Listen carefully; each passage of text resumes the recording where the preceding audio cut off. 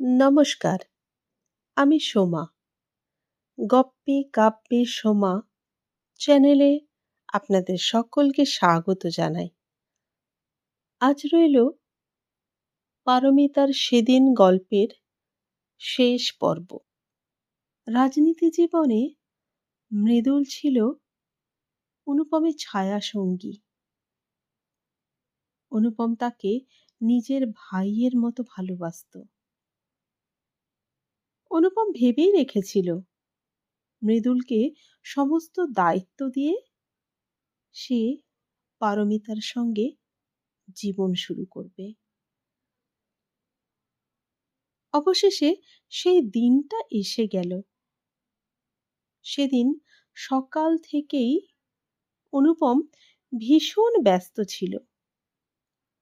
সারাদিনের ভোটের কাজের পর বিকেলে তার রাজনীতি জীবনের শেষ ভাষণ দেওয়ার কথা ছিল। সেই ভাষণে একটা বিশেষ ঘোষণা করার কথাও ছিল। আসলে অনুপম সেদিন মনে মনে ভেবেই রেখেছিল মৃদুলকে মঞ্চে ডেকে সকলের সামনে দায়িত্ব সঁপে দেবে। দুপুরে ভোট শেষ হওয়ার পর সকলে দুপুরের লাঞ্চ সারতে ব্যস্ত ছিল।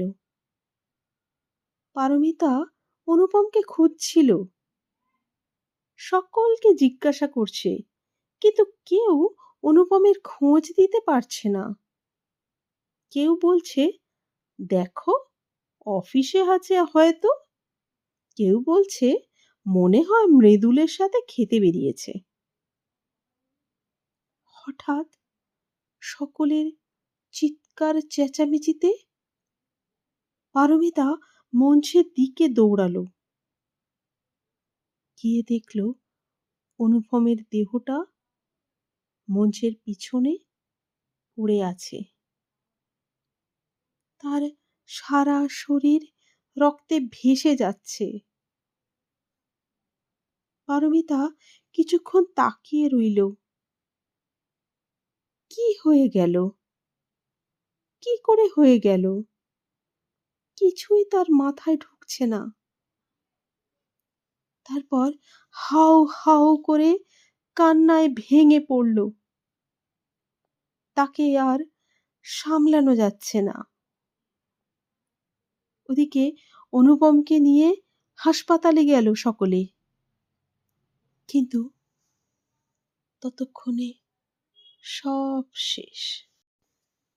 এরপর থানা, পুলিশ, জিজ্ঞাসাবাদ অনেক কিছু হয়েছিল।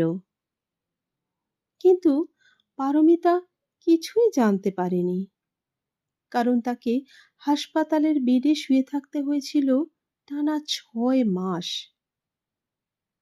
এই পরিস্থিতি থেকে বেরিয়ে আসতে প্রায় 1 বছর সময় লেগে গিয়েছিল পারমিতার।